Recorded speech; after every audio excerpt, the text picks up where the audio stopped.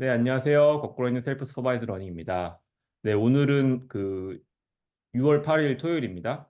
네, 밖에는 비가 오고 있네요.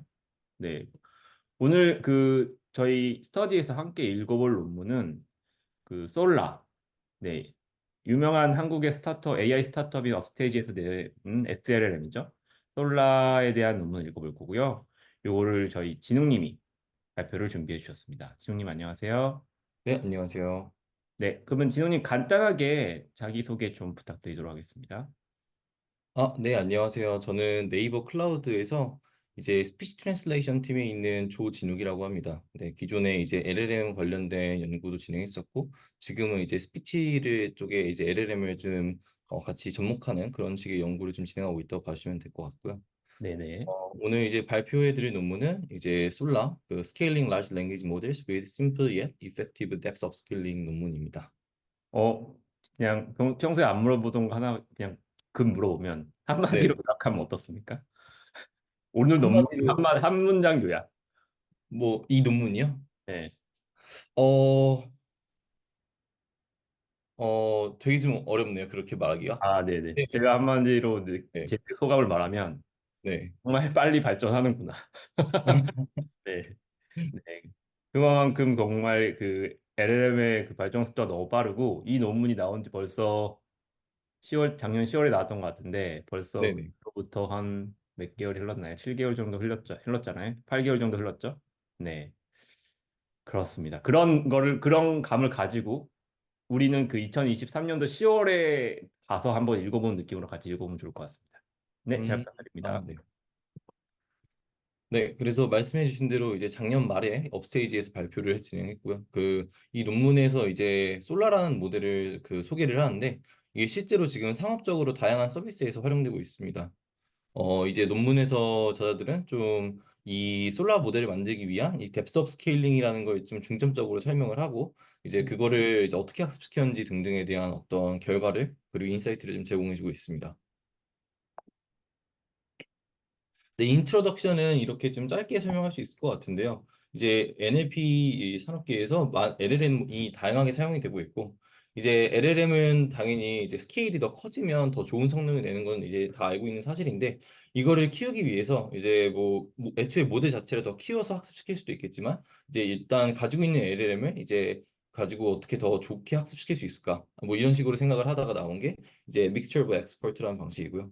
믹스처 오브 엑스퍼트 방식을 이제 간단하게 설명하면은 어떤 전문가를 할 수 있는 여러 모델들을 가지고 이제 추론을 할 때 뭐 특정한 태스크 아니면 특정한 데이터에는 어떤 전문가가 더 큰 웨이팅을 가지고 많이 이제 추론을 할 때 더 강력한 어떤 그 답변을 함으로써 이제 답변에서 좀 베리에이션을 주고 하는 그런 방식이라 볼 수 있을 것 같고요.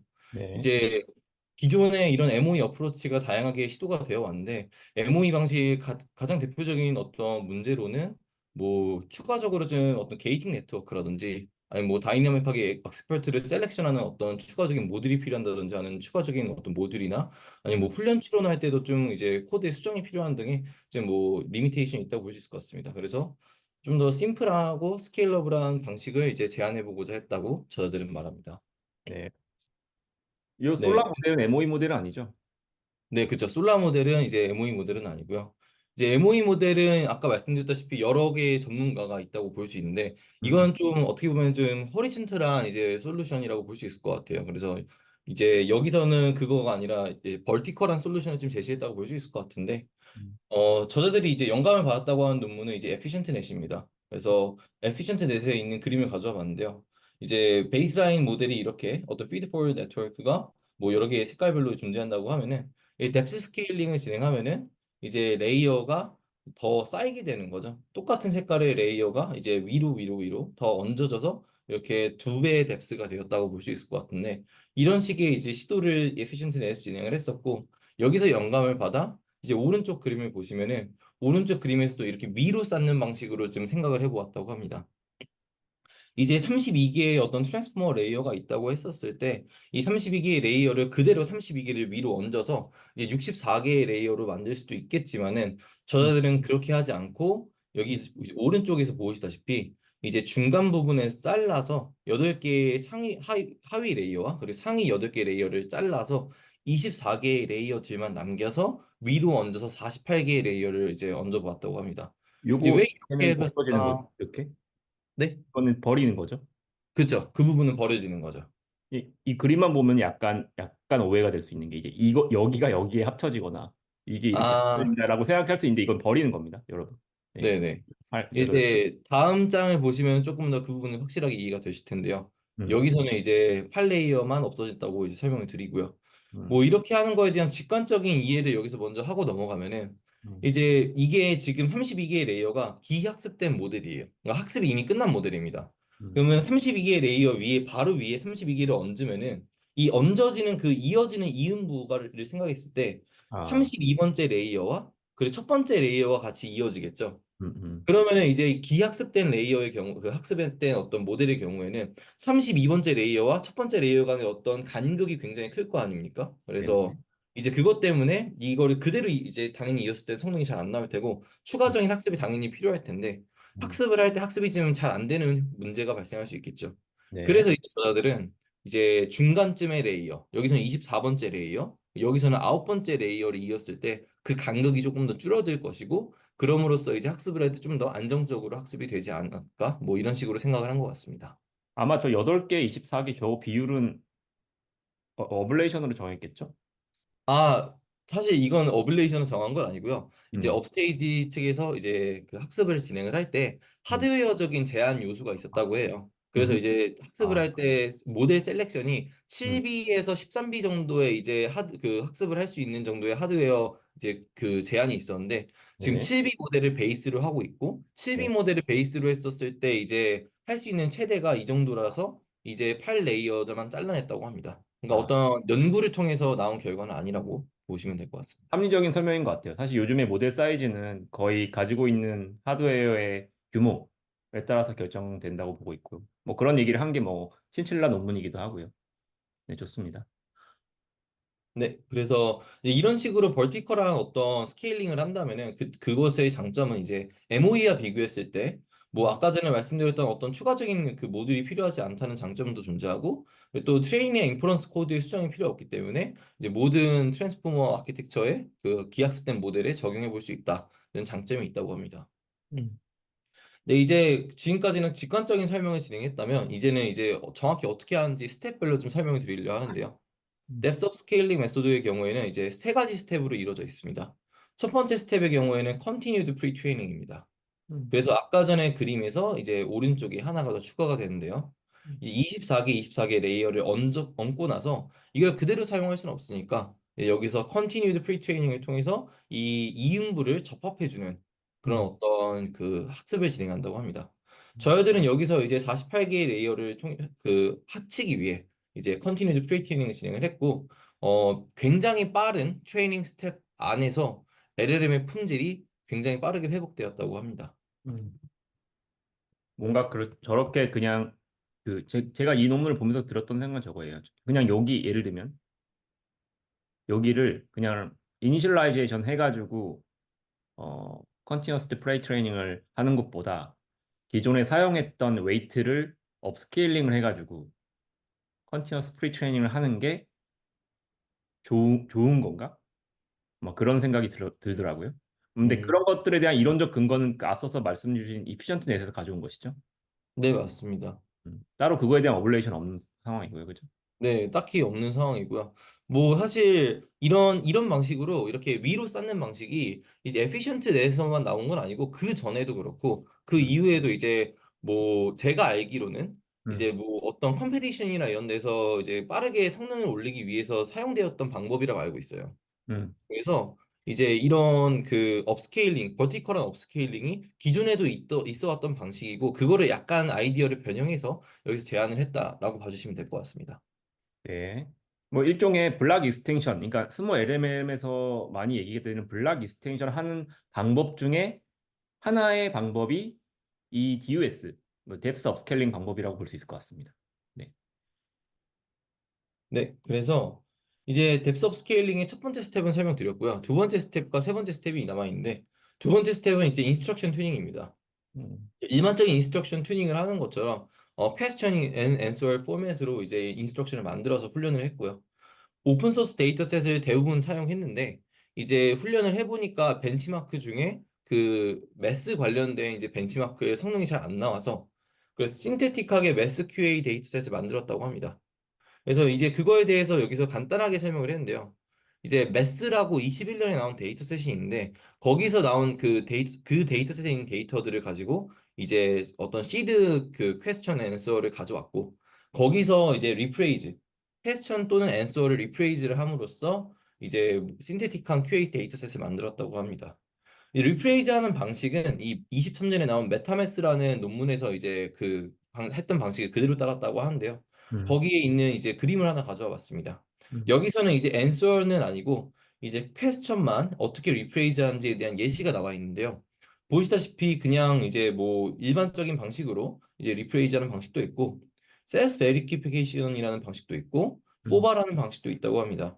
저도 이제 논문을 그냥 간단하게만 읽어봤는데 셀프 베리피케이션은 이제 여기서 이렇게 he paid 이제 100, 뭐 10 이런 식으로 뭐 선언문 형태로 이제 뭐 글을 스테이트먼트를 바꾼다고 해요. 음, 질문을 선언문 형태로 바꾸면 질문이 더 어려워진다고 하는데 이런 식으로 리프레이즈라는 방식을 셀프 베리피케이션이라고 했다고 합니다.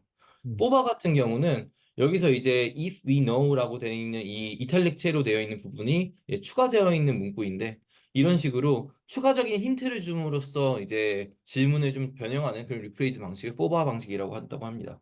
음. 다양한 방식으로 이제 리프레이즈를 했다라고만 이해해 주시면 될 것 같습니다. 네, 뭐 일종의 데이터 어그멘테이션 방법이긴 한데 그 어그멘테이션 방법 중에서 퀘스천을 제네레이션 해가지고 하는 방식이 제일 효과적이라고 알려져 있어요. 그리고 LLM이 퀘스천 되게 잘 생성해요. 그리고 특히 앤서를 주고 퀘스천 생성을 하면 더 잘 생성을 해서 요거는 혹시 다른 분들이 힌테틱 그 데이터 제너레이션 하면서 참고해 보실 수 있는 부분이라 생각합니다, 저는. 네. 네, 그래서 이게 두 번째 스텝이었고요. 마지막 스텝은 이제 얼라이먼 튜닝입니다. 그래서 이제 일반적으로 사용하는 DPO가 아니라 여기서는 이제 업스테이지에서 좀 전에 제안했었던 SDPO라는 방식을 사용했는데요. 뭐, 이제 SDPO에서 논문을 이제 그림을 하나 가져와 봤습니다. 음, DPO 방식과 약간 차이점이 존재하는데요.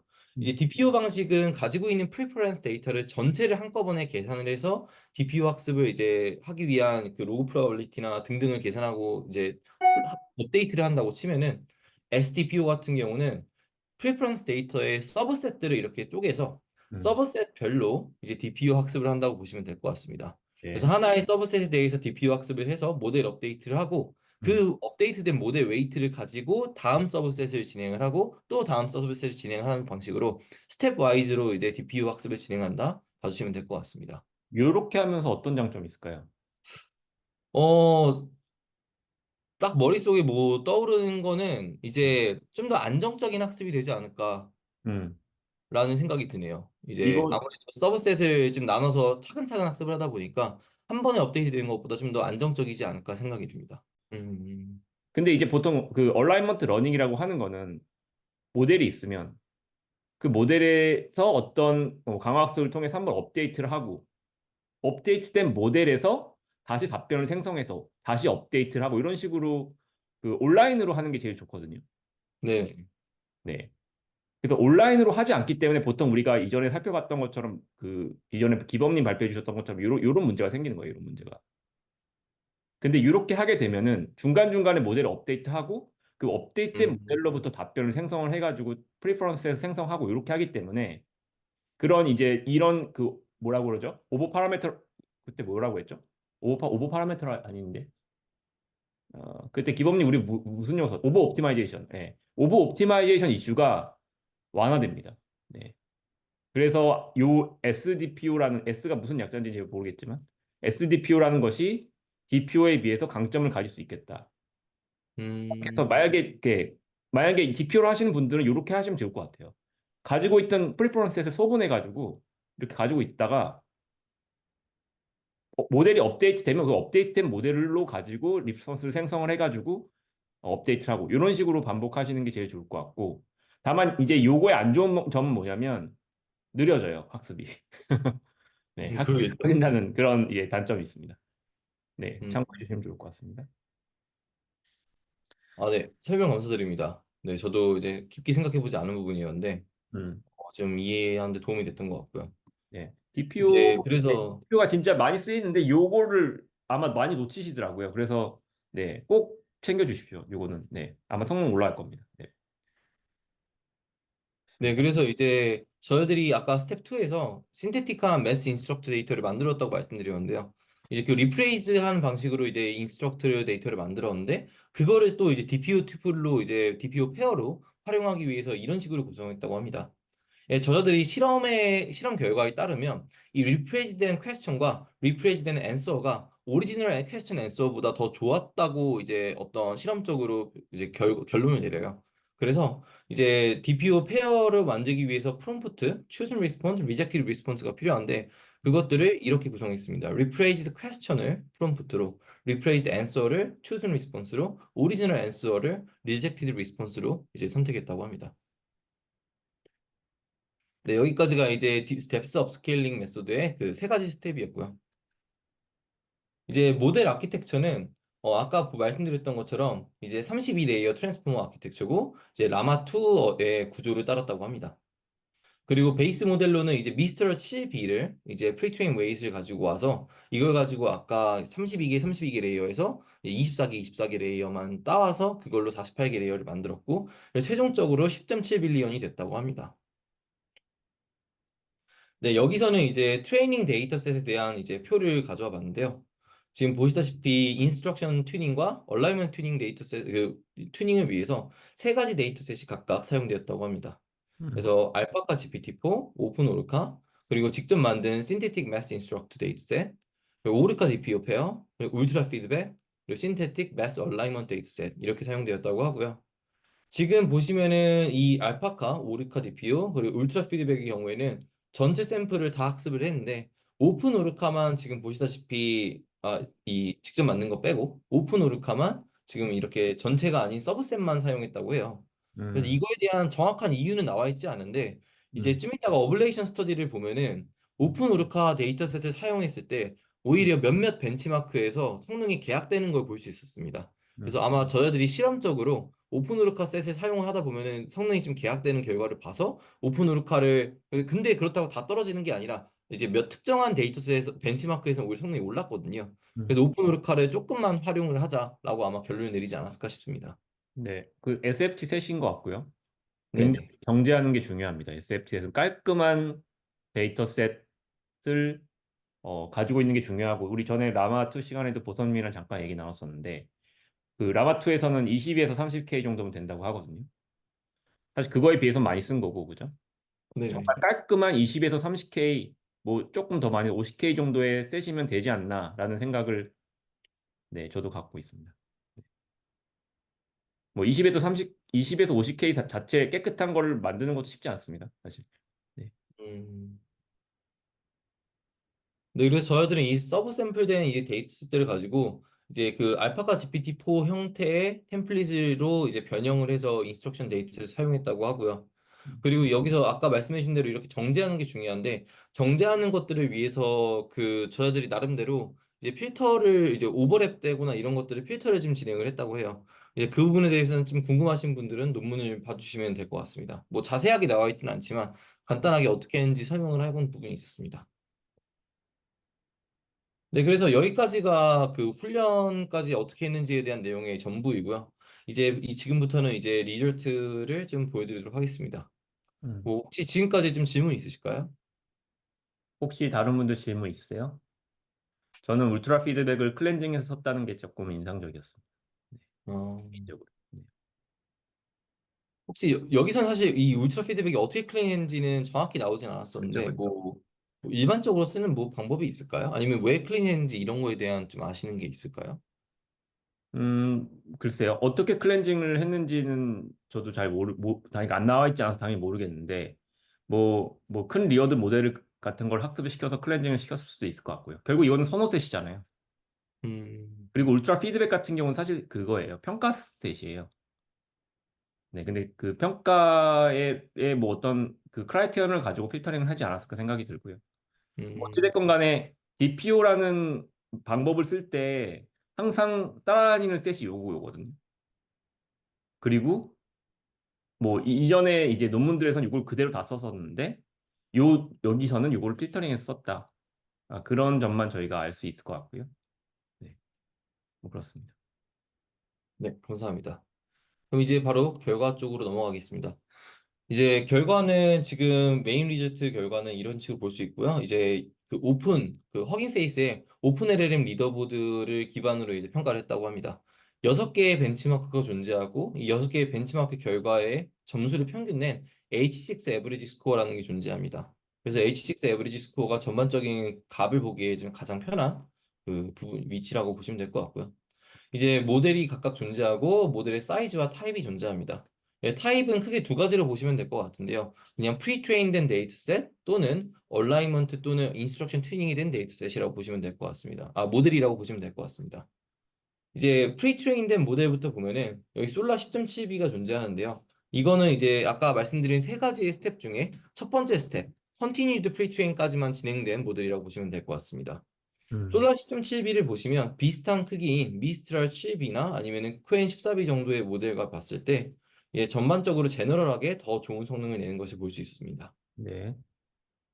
그리고 솔라 10.7B 인스트럭트 모델을 보시면은 이거는 이제 스텝 2와 3를 다 진행한 이제 모델이라고 볼 수 있는데요. 이 모델의 경우에는 자기보다 훨씬 더 큰 미스트랄 8X7B나 아니면은 이 34B 챗 모델보다도 훨씬 더 뛰어난 그 제너럴하게 아웃퍼포밍한 성능을 보였다고 볼 수 있을 것 같습니다.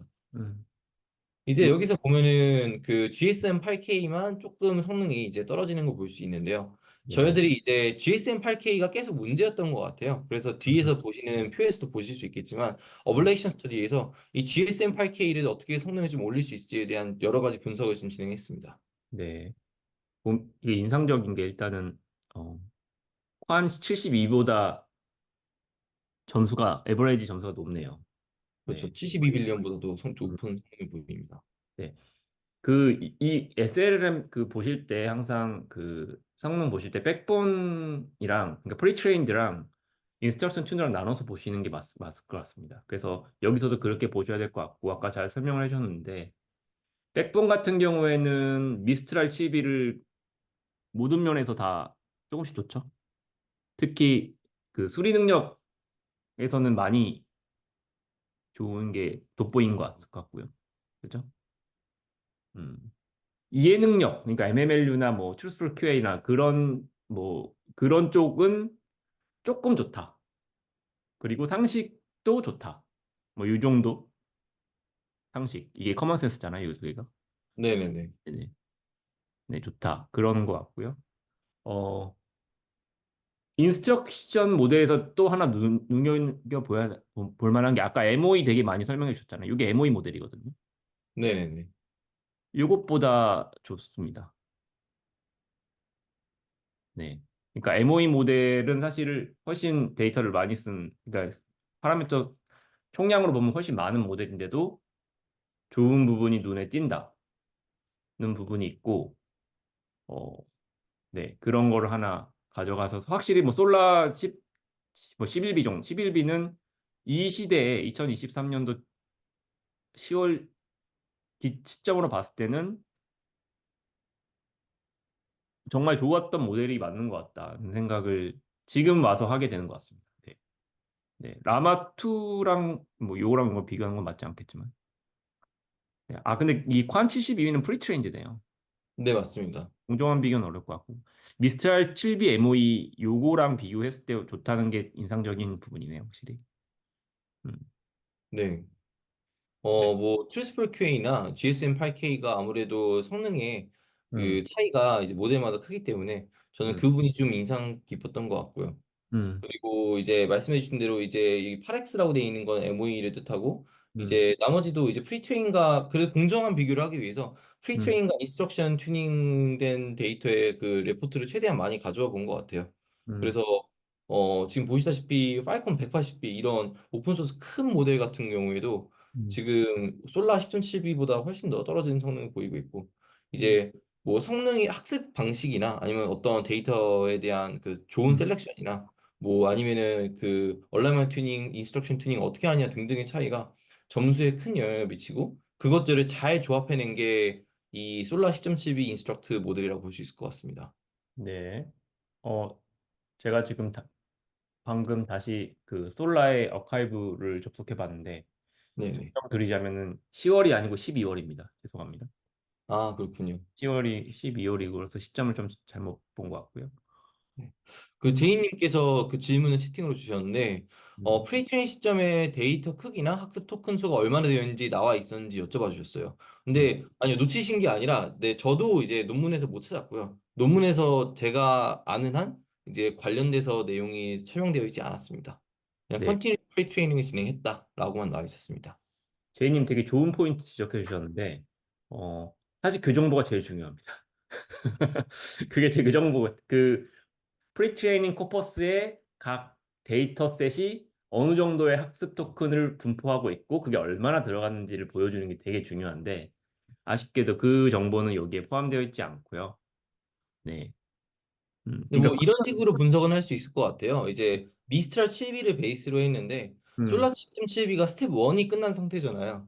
음, 근데 미스트랄 7B와 솔라 10.7B를 지금 비교해 보면은 음, 나머지 점수에서는 약간의 상승밖에 없었는데 이제 네, DSM에서만 큰 점수 상승의 폭이 있었기 때문에 음, 아마도 매스 관련된 어떤 음. 데이터가 이제 프리트레이닝 단계에서 포함되지 않았을까 뭐 이렇게 생각해 볼 수 있을 것 같아요. 굉장히 날카로운 분석이신 것 같아요. 저 동일한 생각을 했어요. 그래서 아까도 뭐 그 위에 그 얼라이먼트 스텝 보면은 매스 쪽만 조금 보강이 됐고 그거는 이제 클로즈 소스였잖아요. 그래서 아마도 매스 쪽 코퍼스만 더 추가가 돼서 프리트레이닝 그 컨티너스 프리트레이닝 됐을 것 같다라는 생각을 합니다. 저도. 네. 그리고 아마도 그 다른 능력에서의 개선은 모델 크기가 커짐에 따라서 자연스럽게 조금씩 올라간 게 아닌가라는 생각도 들고요. 네. 음, 네, 그럴 그래서 것 뭐 이 같습니다. 시점에서 제가 생각했을 때 만약에 뭔가 수리 문제를 푼다고 했을 때는 솔라 11B 인스트럭트 모델이 좋은 선택이라고 생각이 듭니다. 네. 음, 뭐 그쵸? 네네. 네. 이제 그러면 어블레이션 스터디로 넘어가 보도록 하겠습니다. 네. 이제 어블레이션 스터디는 크게 세 가지로 이제 볼 수 있을 것 같은데요. 이제 첫 번째 어블레이션 스터디는 인스트럭션 튜닝 단계에서 어떤 데이터셋을 쓰는지에 대한 이제 차이를 비교 분석해 보았다라고 봐주시면 될 것 같습니다. 그래서 이제 총 다섯 가지의 베리에이션이 존재하고요. 이 다섯 가지 베리에이션 모두 알파카 GPT-4 데이터셋은 사용을 했고, 나머지의 차이는 이제 오픈 오르카와 그리고 직접 만든 신테틱 매스 인스트럭터 데이터셋을 사용했냐 안 했냐 정도의 차이를 보일 수 있을 것 같습니다. SFT V1과 SFT V2를 보시면 두 가지는 이제 오픈 오르카를 사용했냐 안 했냐의 차이를 볼 수 있을 것 같은데요. 둘의 결과를 보셨을 때 GSM 8K의 경우에는 오픈 오르카를 사용했을 때 점수가 더 많이 상승했지만 나머지 부분에서 약간씩의 개약이 존재함을 확인할 수 있습니다. 이제 V3를 보시면 직접 만든 매스 데이터셋을 포함을 시켰을 때 GSM의 경우 더욱더 점수가 올랐지만 나머지 벤치마크에서 더욱 개약이 되는 결과를 볼 수 있고요. 음, 그래서 저자들이 오픈 오르카를 빼고 음, 신테틱 매스 인스트럭트 데이터셋만 넣었을 때도 비교를 해보았는데 음, 이때는 이제 GSM은 비슷하게 유지가 되면서 나머지 부분에서 어느 정도 회복이 되었다고 합니다. 네.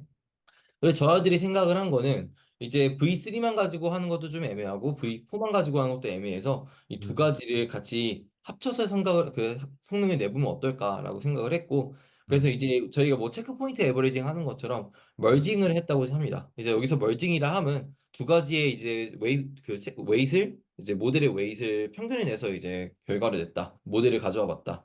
이제라고 생각할 수 있을 것 같고요. 그래서 네. 그게 V3 플러스 V4입니다.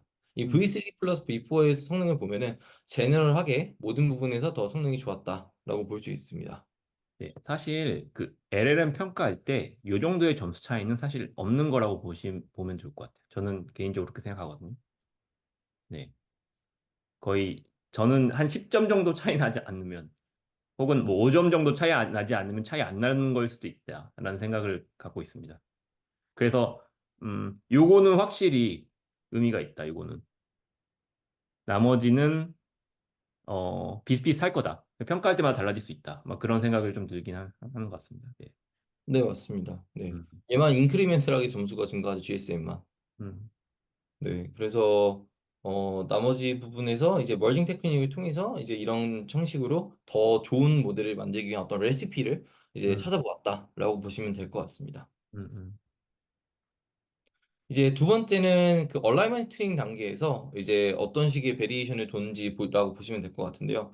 첫 음, 번째 테이블 4의 경우에는 음, 이제 얼라이먼트 튜닝 단계에서 어떤 데이터셋을 사용했는지에 따른 차이입니다. 일단은 아까 처음 말씀드렸던 오르카 디피오 페어는 사용을 계속 했고요. 울트라 피드백도 계속 사용을 했습니다. 음, 이제 신테틱 매스 얼라이먼트 데이터셋을 사용했냐 안 했냐의 차이라고 보시면 되겠는데요. 음, DPO 버전 1과 버전 2의 경우 둘 다 SFT 베이스 모델, 즉 이제 인스트럭션 튜닝이 끝난 모델을 SFT V3를 사용했다고 합니다. 아까 V3가 뭐였냐면 여기서 이제 전체 데이터, 전체 인스트럭션 튜닝을 다 한 데이터셋이라고 모델이라고 보시면 되겠습니다. 이제 SFT V3를 베이스로 얼라이먼트 튜닝을 진행을 했었을 때 V1과 V2는 이제 직접 만든 얼라이먼트 페어를 사용했냐 안 했냐의 차이고 그 결과를 보면은 이제 서로 약간의 업앤다운이 있었다고 볼 수 있을 것 같습니다. 그래서 GSM8K나 위노그란드에서는 이제 점수가 좀 더 좋았고 V2가 좋았고 나머지에서는 또 V1이 좀 더 좋았고의 성능이 있었고 그래서 저들이 여기서도 이제 머징 테크닉을 사용하면은 나머지 또 점수의 향상이 있지 않을까 해서 실험을 해 보았는데 결과는 그렇게까지 뭐 성능 향상이 없었다고 합니다. 음, 그래서 이제 얼라이먼트 튜닝에서는 멀징 테크닉을 사용하는 것을 좀 포기를 했다고 하고요. 네. 대신에 이제 테이블 5를 보면은 음, 베이스 SFT 모델, 이제 그 얼라이먼 인스트럭션 튜닝이 끝난 모델을 음, 이제 무엇을 사용하는지에 따라서 다시 한번 실험을 해 보았다고 합니다. 음, 그래서 V2와 V3가 존재하고 둘의 음, 차이는 베이스 모델을 무엇으로 했는지에 대한 다른 차이입니다. 음, 둘의 결과를 보면은 이제 보시다시피 업앤다운이 여기서도 존재하고요. 다만 이제 GSM8K가 이제 V3 이 V3 플러스 V4를 베이스로 한 모델이 좀 더 성능이 좋았다라고 합니다. 그래서 두, 저자들은 여기서 이제 봤었을 때 이제 얼라이먼트 튜닝까지 진행을 하긴 해야 되는데 지금 사실 다시 잠깐 뒤로 가겠습니다. 네. 보시면은 인스트럭션 튜닝을 한 단계의 모델이 오히려 얼라이먼트 튜닝을 했을 때보다 GSM8K 성능이 더 좋아요. 음, 그래서 이 얼라이먼트 튜닝을 하기는 해야 되는데 음, 함으로써 이런 어떤 계약이 나오는 것들이 발견을 했고 이거를 다양한 방식으로 이제 멀징도 써보고 베이스 모델도 바꿔보고 했는데도 이제 그렇게까지 좋은 성능이 나오지 않은 거죠. 그래서 이제 저는 여기서 최종적으로 멀징 테크닉을 더 이제 효과를 극대화하기 위해서 DPO V2와 V3를 이제 하이퍼 파라미터 튜닝을 진행을 해서 이제 추가적인 결과를 내었는데요. 그게 이제 마지막 테이블에 나옵니다. 음. 그래서 어, 여기 혹시 언급해 주실 내용이 있을까요? 아니요, 뭐 그런 생각이 들었습니다. 이 지금 솔라의 전체적인 성능의 자체의 개선 폭은 대부분 여기 기대고 있거든요. 수리 능력. 네. 근데 수리 능력은 아마 아시겠지만 그 선호의 문제가 아닙니다. 선호를 학습해서 될 문제가 아니고 진짜 그 인스트럭션 팔로잉과 리즈닝의 그 영역이잖아요. 그렇기 때문에 그거를 얼라이먼트 러닝으로 개선을 하기가 참 어려울 것 같아요. 그러니까 음. 얼라이먼트 러닝이라는 거는 선호를 학습하는 거거든요. 사람의 선호를. 네.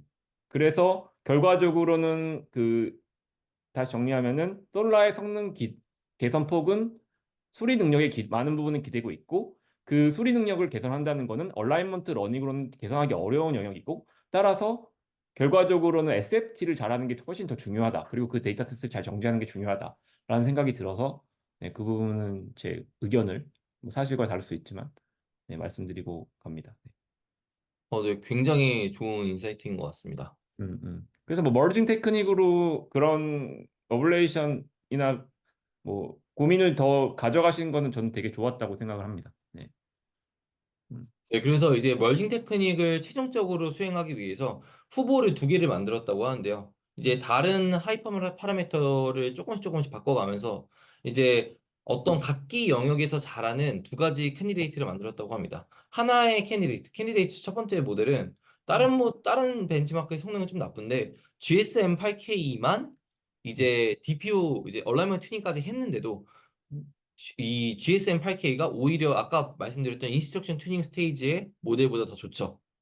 그래서 이런 식으로의 캔디데이트가 하나 존재하고요. 그리고 두 번째 캔디데이트는 GSM-8K 성능은 확 떨어지는데 나머지 벤치마크에서 이제 그 가장 좋은 성능을 가지고 있는 모델이라고 보시면 될 것 같습니다. 네. 이렇게 두 가지 각각 다른 장점을 가진 두 가지 후보를 가지고 음, 이제 테이블 7을 보면은 다양한 멀징 테크닉을 이용해서 이제 음, 베리에이션을 두고 최종적인 모델을 선택하려고 했다고 합니다. 그래서 여기 네 가지 베리에이션이 존재하는데요. 멀지 메소드를 이제 에버리징을 할 때 0.5 대 0.5로 하냐, 아니면 0.4 대 0.6, 0.6 대 0.4로 하냐의 어떤 세 가지 차이와 SAERP라고 선형보관법이라는 방식을 통해서 이제 에버리징을 한 방식, 이렇게 네 가지 베리에이션을 가지고 점수를 비교해 보았다고 합니다. 음, 이 비교된 결과를 보면은 에버리지 스코어가 상당히 비슷하고요. 음, 이제 그리고 벤치마크 성능 각각의 성능 또한 사실 그렇게 크게 다르지 않습니다. 저자들은 여기서 결론을 내린 게 이 멀징 테크닉을 사용하는 거에 따른 차이라기보다는 그냥 음. 캔디데이트를 각각 다른 스트렝스를 가진 캔디데이트를 주기만 하면은 음. 멀징 테크닉에서 최종적으로 굉장히 좋은 성능을 가져올 수 있다. 네. 라고 결론을 내리고 멀징 테크닉에 따른 효과의 차이는 크게 보지 않았기 때문에 음, 단순히 그냥 멀징 버전 1을 0.5 대 0.5를 한 모델을 이제 최종적인 솔라 10.7b 인스트럭트 모델로 선정을 했다고 합니다. 네. 좋습니다. 굉장히 열심히 여러 가지를 해보셨던 경험이 아마 다음에 나오는 솔라 모델에 이어지지 않을까 기대를 해볼 수 있을 것 같네요. 네. 그래서 여기까지가 이제 논문에서 얘기했던 어떤 스터디의 전반적인 내용이었고요. 네. 이제 논문에서 리미테이션과 전반적인 서머리까지 이렇게 가져와 봤는데요. 리미테이션 파트가 이제 전반적으로 세 가지를 얘기를 했는데 이 세 가지 내용 다 좀 일반적인 그 연구에서 볼 수 있는 리미테이션이 볼 수 있을 것 같아요. 그래서 뭐 바이어스가 들어갔다, 뭐 컴퓨팅 자원의 제한으로 약간 실험적인 부분에 좀 further exploration이 필요하다, 뭐 이런 식의 이제 언급이었던 것 같고요.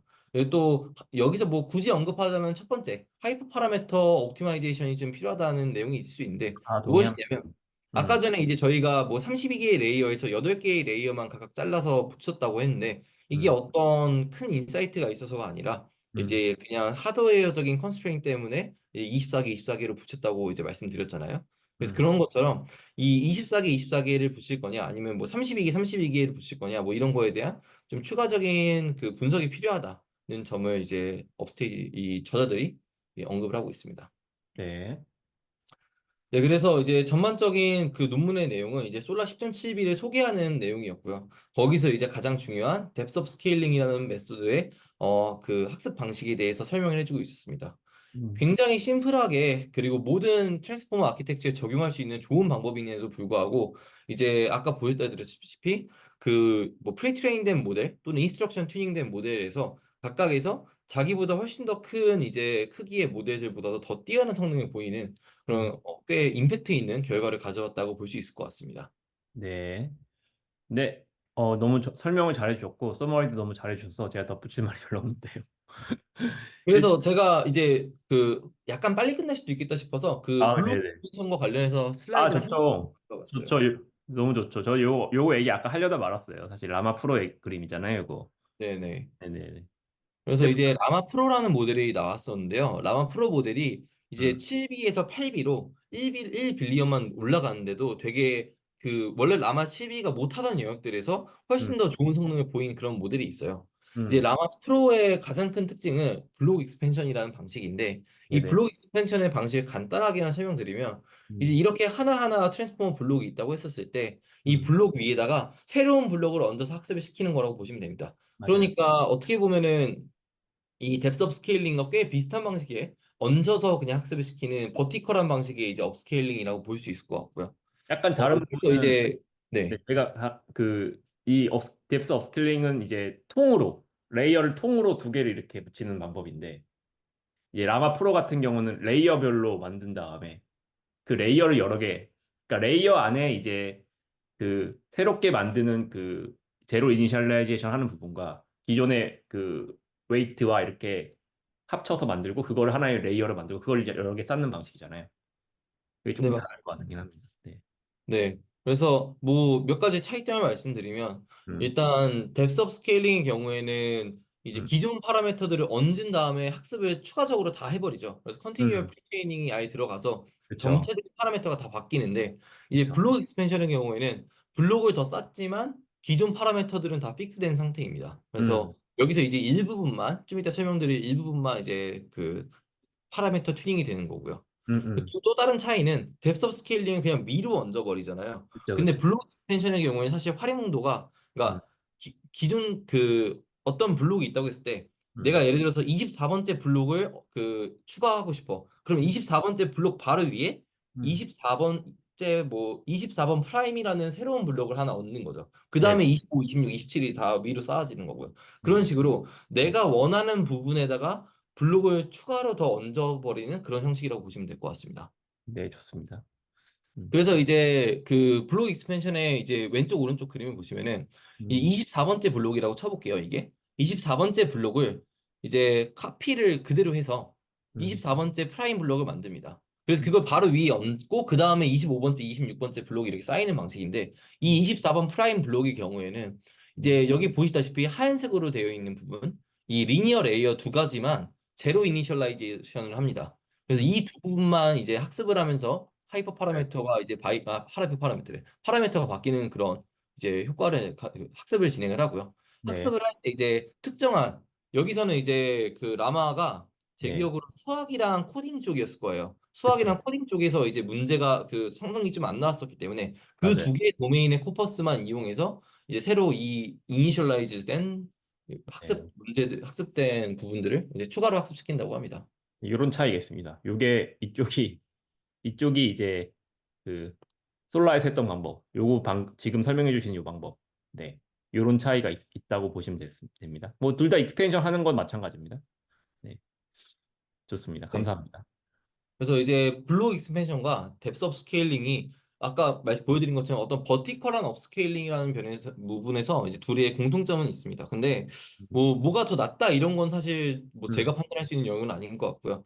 그냥 음, 둘의 차이점을 본다면은 뎁스 업스케일링 같은 경우는 그냥 약간 스칼라빌리티를 이제 증대시키는 게 가장 큰 포커스인 것 같아요. 그러니까 스칼라빌리티를 증대시킴으로써 이 음, 기존에 있던 애를 잘 활용해서 스칼라빌리티를 증대시켜서 전반적인 성능을 개선하고 싶다. 음. 그러니까 전반적인 성능을 좀 개선하기 위한 목적이 크다면 블록 네. 익스텐션의 경우에는 기존의 지식은 잘 보존하면서 거기다가 추가적인 지식만 이제 포게팅 현상 없이 네. 잘 새로운 지식을 좀 추가하는 게 큰 목적이라고 볼 수 있을 것 같고요.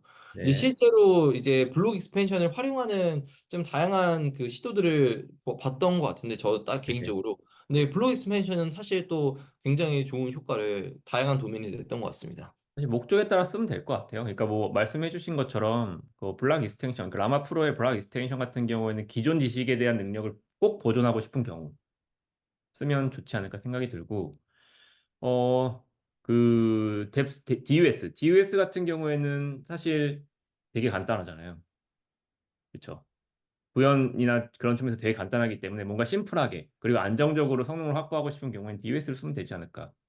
네. 음, 둘 다 목적에 따라서 쓸 수 있다 정도입니다. 네. 네. 정리를 잘 해주셨네요. 감사합니다. 네. 네, 여기까지가 제 발표의 그 끝이고요. 혹시 궁금한 부분 있으면은 네, 질문해 주시면 감사하겠습니다. 아, 네. 혹시 오늘 질문이 하나도 없네요. 질문이 하나도 없는데, 제이님이 해주신 거 말고는. 혹시 질문하실 게 있을까요? 다른 분들? 네. 그래서 너무 잘 설명해 주셨고, 사실 뒤에 이제 제가 같이 디스커션 하고 싶었던 그 블락 익스텐션까지 같이 또 추가를 해와 주셔가지고, 또 너무 풍성한 내용이 되었는데요. 저는 그 솔라에 대해서 가져갈 부분이 몇 가지가 있는 것 같습니다. 일단은 뎁스 업스케일링. 요거는 굉장히 심플하게 SLM을 스케일업 할 수 있는 방법이다.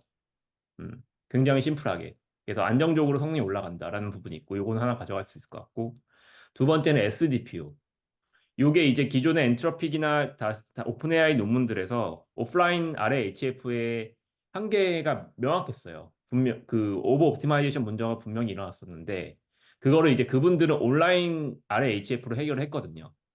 근데 음, DPU 같은 경우는 고정된 프리퍼런스에서 학습을 시키다 보니까 요거를 어찌할 수가 없는 거예요. 음, 그래서 그거를 이제 그 프리퍼런스에서 소분해 가지고 업데이트된 그 폴리시 모델에 대해서 리스폰스를 생성을 해가지고 다시 하는 방식으로 해가지고 그 뭐 완전히 그 문제를 해소할 수는 없었으나 온라인 RAFH를 조금이라도 모방하려고 했다는 부분. 그래서 성능 개선이 있었을 것 같고요, 분명히.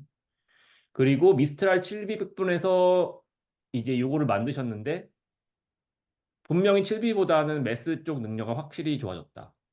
다른 부분은 조금씩 좋아졌긴 했지만 확실히 매스 쪽 부분은 확 좋아졌다는 부분은 분명히 솔라 백본에 만의 이제 내세울 만한 점이라고 저는 생각을 합니다. 그래서 전반적으로 많은 교훈을 커뮤니티에 줬던 논문이라고 저는 생각을 하고요.